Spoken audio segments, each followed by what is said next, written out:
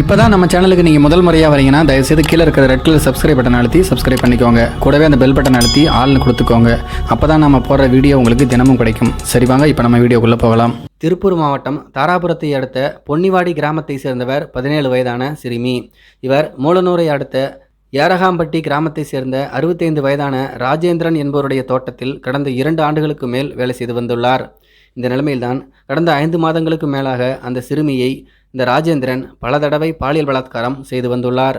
கடந்த சில நாட்களாக சிறுமியின் உடலில் மாற்றங்கள் ஏற்பட்டதை அறிந்த இந்த சிறுமியினுடைய தாய் இது பற்றி சிறுமியிடம் விசாரித்த போது ராஜேந்திரன் பாலியல் பலாத்காரம் செய்ததையும் அதன் மூலம் தான் கர்ப்பம் அடைந்துள்ளதையும் தெரிவித்துள்ளார். இது குறித்து அந்த சிறுமியின் தாய் ராஜேந்திரனிடம் கேட்டபோது கருவை கலைக்காவிட்டால் சிறுமியையும் அவரையும் கொலை செய்து விடுவதாக மிரட்டியுள்ளார். அதனைத் தொடர்ந்து தாராபுரம் அரசு மருத்துவமனையில் செவிலியராக பணியாற்றும் உஷாராணியை வீட்டுக்கு வரவழைத்து அவர் மூலம் சிறுமிக்கு கருக்கலைப்பு மாத்திரை கொடுக்கப்பட்டுள்ளது. இதனால் கடந்த டிசம்பர் 14ஆம் தேதி சிறுமிக்கு கருக்கலைப்பும் நடந்துள்ளது. இந்த தகவல் அந்த கிராமத்தை சேர்ந்த ஒருவர் மூலம் குழந்தைகள் நல குழும உறுப்பினர் தாரணிக்கு கிடைத்துள்ளது. அவர் அளித்த புகாரின் பேரில் தாராபுரம் அனைத்து மகளிர் போலீசார் ராஜேந்திரனையும் கருக்கலைப்புக்கு உதவிய உஷாராணியையும் கைது செய்திருக்கிறார்கள்.